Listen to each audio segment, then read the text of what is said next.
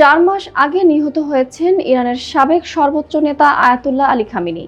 গত শুক্রবার থেকে শুরু হয়েছে তার রাষ্ট্রীয় শেষকৃত্যের কর্মসূচি, যা চলবে 7 দিন।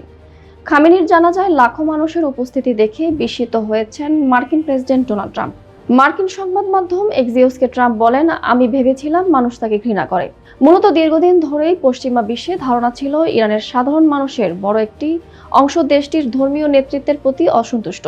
তবে বিশ্লেষকদের মতে জাতীয় সংকট বা বিদেশি হামলার পর অনেক সময় রাজনৈতিক মতভেদ ছাপিয়ে জাতীয় পরিচয় ও রাষ্ট্রীয় সংহতি সামনে চলে আসে। খামেনির শেষকৃত্যে লাখো মানুষের অংশগ্রহণ সেই বাস্তবতায় ফুটে উঠেছে। তবে ট্রাম্পের বার্তা শুধু ইরানেই সীমাবদ্ধ ছিল না। আসন্ন বৈঠক নিয়ে কথা বলতে গিয়ে ইসরায়েলের প্রধানমন্ত্রী বেনিয়ামিন নেতানিয়াহুকে নিয়েও আত্মবিশ্বাসী মন্তব্য করেন তিনি। ট্রাম্প বলেন, নেতানিয়াহু জানেন আসল বসকে।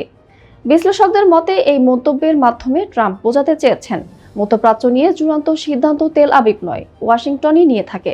বিশেষ করে ইরান ইস্যুতে যুক্তরাষ্ট্রই নীতি নির্ধারণে নেতৃত্ব দেবে, এমন বার্তাই উঠে এসেছে তার বক্তব্যে। একই সঙ্গে ট্রাম্প জানান, শেষকৃত্যের এই অনুষ্ঠান চলাকালীন কোনো পক্ষই একে অপরের ওপর কোনো ধরনের গুলিবর্ষণ বা সামরিক হামলা চালাবে না।